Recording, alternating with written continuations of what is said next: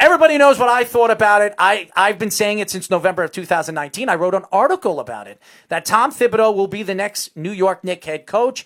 There was reasons why I had it. I had him being the coach. First of all, he was the best coach available. And I don't care. You can say Kenny Atkinson. Me and Mikey fought about that. He said Kenny Atkinson was the best coach available. Kenny Atkinson was a head coach for 2 years. 2 years. Did he help the Nets go where they needed to go? Absolutely did. Now, Kenny Atkinson was fired after 2 years. This is the same Kenny Atkinson that everybody respected, everybody loved, and everybody was talking about being coach of the year with Sean Marks as the executive of the year. But again, we can go back and forth and argue our points about where this team where the Nets were going. They weren't going anywhere because they didn't have that superstar. They brought in Kyrie Irving. They brought in Kevin Durant. And Kyrie Irving absolutely pushed Kenny Atkinson away. I believe it was Kyrie Irving. The reason why Kenny Atkinson don't have his job anymore. Outside of Brad Stevens, there's not been another franchise where he hasn't pushed out the coach. And Jason yet. Kidd, let me tell you something. As much as I like Jason Kidd as a player, Jason Kidd is not a head coach in the NBA. He's just not. I did not want Jason Kidd. And I know Eric wanted Jason Kidd. Me and him argued on the Weekend Crunch. I did not want Jason Kidd. The guy that was available, the only guy. And everybody keeps saying Mark Jackson. Mark Jackson said it best on the Stephen A. Smith show. What's that show called? First Take. First Take. I don't even watch the show because I can't stand it. Him and Max Kellerman. He said it best. He said, the Knicks made the right choice. Now, I would have loved to coach the Knicks. That's my dream job. It's a lot of people's dream job to coach the New York Knicks because a lot of people believe they can fix the New York Knicks. It's going to take years to fix this organization and his team. Did they get it right with Tom Thibodeau? They absolutely did. Anybody that thinks that they didn't get it right, well, obviously don't know basketball. Right, and look at the coaches they've had before that, too. These were all puppets or scrap heap coaches or assistants they hired from within. Kurt Rambis, Derek Fisher, anyone like that. They were scrap heap coaches. They hadn't had a coach with this big of a reputation in a long time either, and that's a big thing when it comes to this free agent era in terms of attracting them. Well, I know Jeff is about to call the show, and I'm sure he's got his own opinion about the New York Jets and their organization. So why don't we put Jeff on the phone? Speedy, do you have him on? Jeff, what's going on, my friend? How are you? I haven't heard from you in a long time, buddy. It's been a little while. I can't believe you think anyone could fix the New York Knicks. First of all, I think that if there's anybody that can fix the New York Knicks, it will be Tom Thibodeau. Now, I don't know, when you look at the team at right now on paper, do I think they can win with this team? No, I don't. Do I think they have pieces you can build around? I think Mitchell Robinson could be a piece. I think R.J. Barrett could be a piece. I think Frank Ntilikina looked like he got better this year. He looks like a good young player. He can play defense, and he's working on his offensive style of game, and he can pass the ball very, very well. I think they have pieces. Are they a championship competitive team? Dude, they're not going to be a championship competitive team for at least another 2 years. That at least through 2-3 years. They're going to have to rebuild through the draft. They have a lot of draft picks. They got, in the next 5 years, they have 7 first-round draft picks. And they have a lot of free agency money where they can spend it in all different ways. So, Jeff, I want to know your opinion to that. Right, but listen, we've talked about this before. I like Kevin Knox. I think Kevin Knox is a nice piece. R.J. Barrett's a nice piece. The big kid Robinson, Mitchell Robinson. I think he's a really nice piece. But it just comes down to this for me, right? And I don't, if you like Thibodeau, fine. You like Thibodeau. It's James Dolan. I know what you're going to say. You're going to say James Dolan. Dude, listen. The Knicks aren't going anywhere until they fix getting rid of James Dolan. Period. Hard stop. You're talking about free agency dollars. When was the last time the Knicks proved they could reel in a big free agent? Go ahead. I'll wait. And you're absolutely right. Amari Stoudemire was good for 1 year. You're absolutely right. We don't know if they could bring in a big-time free agent. But here's the thing. They brought in Leon Rose, who is... This is a guy that's an agent. He has a good relationship with the league, good relationship with a lot of players in the league that he's actually been their agent. I believe that Leon Rose could bring in free agents. Now, the question is, knowing this, is Leon Rose in charge or is James Dolan in charge? If James Dolan is in charge, Leon Rose is going to get nobody. John Davidson took over the team for the New York Rangers, and you see, this is John Davidson's team. You see it. And the Rangers have been a good organization, a good team for the last 15 years. They haven't won any championships, but they've been a good team. They've been a good organization. And that is also, they're also owned by James Dolan. The question is right now, when you look at Tom Thibodeau and you look at the New York Knicks right now as a whole, could they reel in a good free agent to play with R.J. Barrett? You're right. I don't know if they can, but I think if there's anybody that can do it in the way he coaches and the way he demands respect defensively, it's Tom Thibodeau and Leon Rose. I don't know nothing about Leon Rose, but I do know. Go look at all the top basketball players in the NBA and tell me who he hasn't been the agent for. Go tell me, because he has made them millions upon millions of dollars. Right, but now he's on the other side of it, though, right? Like, he knows and the players know, no one's taking a GM job so they can still take care of players. There's still a salary cap that you have to be under and things like that. So it's not like he's just, going to just be doing players favors by giving them whatever they want. It's not happening. No, and I agree with you. And the Knicks are not a hot spot, not a hot place to go anymore. You think of Madison Square Garden. Now people want to go over there and bust the Knicks up in Madison Square Garden. So we know that it's not a hot. I feel as though. Yep. Go ahead. And I feel as though the more James Dolan has become a pariah, the Oakley thing, kicking fans out that scream "sell the team" or whatever.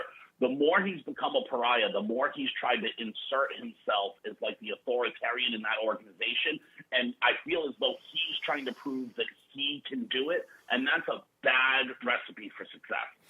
As you guys know, this is Jeff from Tampa, and I'm sorry to all the fans that this show wasn't 2 hours. We had some technical difficulties, but everything is up. So we have about 15 minutes left of the show. But Jeff, before we let you go, and I want to get off the New York Knicks because we got baseball to get into. What do you think of the New York Yankees right now? Aaron Judge, 5-game hitting streak, a 6-game hitting streak for home runs. This guy is on a tear right now.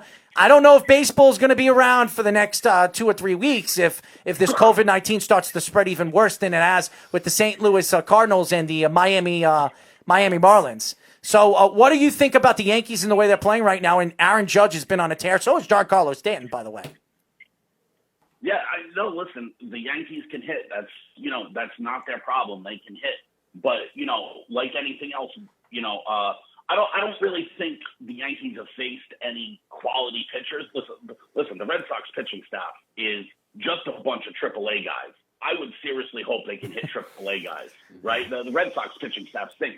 They haven't faced really a bunch of top-line guys yet, which they would in the playoffs against They did. Nationals. The Nationals. They did it with the Nationals. And the thing that worries me for the Yankees is their pitching. I'm not. He was 3 innings last night. I'm more worried about the Yankees' timely hitting in the later innings. That's what worries me about I don't think the pitching is going to be a problem. Garrett Cole is an ace. You could pitch him 2 games in a series of 7. You have James Paxton, who I think takes a little while to figure things out. Remember, he was out for a lot of the season last year because of injury. I think James Paxton, and by the way, Masahiro Tanaka is a great playoff pitcher. We've seen it year in and year out. So I don't think it's going to be the starting pitching that's going to worry me. I think it's their timely hitting. This has been a problem for the Yankees in the playoffs.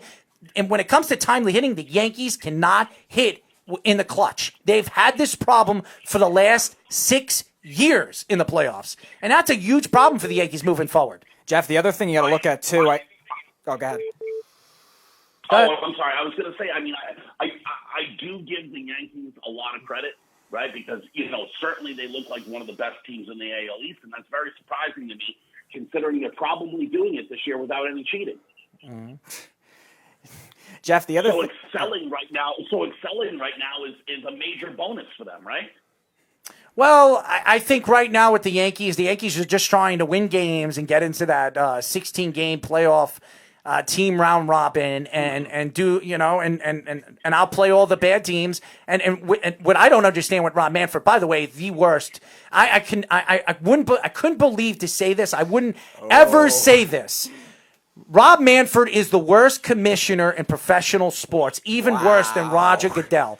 This guy is a complete, utter moron, okay? This guy is a moron Who tells me? How could you tell me that you put 16 teams in a playoff and the 2 number 1 teams can pick the teams they want to play against? Are you kidding me? What kind of sense is that? Are you kidding me? Come on, Jeff. How stupid could you be if you're a sports fan? Yeah, I mean, it's not great. It's not great. He's an idiot. I don't, Jackass. No, he definitely is. He 100% is. But the Yankees aren't even the team that really even intrigues me all that much, in New York. For me, it's the Mets. Well, for all the wrong reasons. So intriguing. Well, I always used to say the season never started for the Mets until someone got hurt, but now they're just up and quitting on the Mets. By the way, speaking of the New York Mets, and I know a lot of Met fans are having heart attacks right now because their bullpen has been absolutely horrendous, where they reconstructed their bullpen, adding Dellin Betances. By the way, I told all you Met fans that I just didn't think that Dellin Betances would fit with the New York. I think they overpaid Dellin Betances, $13 million. I think Dellin is on his wit's end as a big-time eighth-inning guy. I think he's one of the best eighth-inning guys we've seen in the last 7 or 8 years. He's a border. He will, if he continues doing this on the Mets, he's a borderline Hall of Famer. Go look at his numbers. His numbers will show you that he's a borderline Hall of Famer. I thought with the baseball writers, he's not going to get in, though. No, absolutely. But we'll see. The younger the baseball writers, maybe there's an opportunity in the future. But Dellin Betances has been one of the best bullpen arms in baseball for the last 8 years. He's definitely the best non-closer, for sure. But to me, when you look at the New York Mets right now, not only this, how about Yoenis Cespedes opting out of the season? Yoenis Cespedes, Mr. Moneybags, that's expecting a big contract after the season. How could you walk out of this team and this organization when this organization's been waiting for you to step up and do the things that they expected you to do after they gave you $100 and some odd million and you were the highest paid right-handed power hitter in baseball? What kind of disrespect could you give the New York Mets and that fan base and that organization when you have your own freaking damn Mets song when you come up to the plate, you dumbass? A complete retard, okay? I don't use that word on national radio. He is a retard, okay? I can't stand Yoenis Cespedes, and I hope no team signs him after this year. The guy's a joke. I heard he quit the Mets because he found out Beeve was a fan. No, maybe that too. But, and I don't like using those derogatory words because I keep it straight and I keep it 100 to fans. And I know a lot of people think I say the truth. And to me, Yoenis Cespedes is a joke. Brody Van Wagenen is a joke. Oh, boy. He is an absolute joke. He sits back and he says whatever he wants. Go ahead. If you want to bring it full circle on the conversation you were kind of having on the Knicks, well, there's an example of an agent running a team that it's not working out for. He did a lot of things for guys, and this is what I'm sure he's done a lot of things for guys, but it's not the things that we're thinking about. It'd be other things. On sports. Why don't we ask the coupons? That's why he probably got the GM job. Maybe he got on his hands and knees and did something. Who knows what Brody Van Wagenen did? Because the fact that he got that job is a complete, utter mess for the New York Mets. It's so and typical. They're going to have to try to figure something out when they bring in Cohen. Because if Cohen comes in and he takes over, and we don't know what's going on with that. We heard so many things about this group of people were going to buy the team, this group of people, that group of people, and the Cohen group of people. We've heard so many things about the New York Mets, and nothing has happened. Nothing. So what are we waiting for here? What is the Met fans waiting for? Here's what the Met fans are waiting for. They're waiting for this team to completely bomb. So I call him Jody bandwagon because he is a little girl. The guy Jody sits there and he says whatever he wants. He's on national radio all the time on WFAN, making excuses after excuses after excuses with Joe Beningo and Evan Roberts. Here's my excuse. When you sit back and you keep talking about J.D. Davis and the Panda, or whoever you want to talk about, or the Polar Bear, whatever you want to call them, okay? This team has done nothing so far in almost 8 games. 8 games. What are you going to do when this team next year is expecting an 162-game season to win ball games with the same coupons running the organization?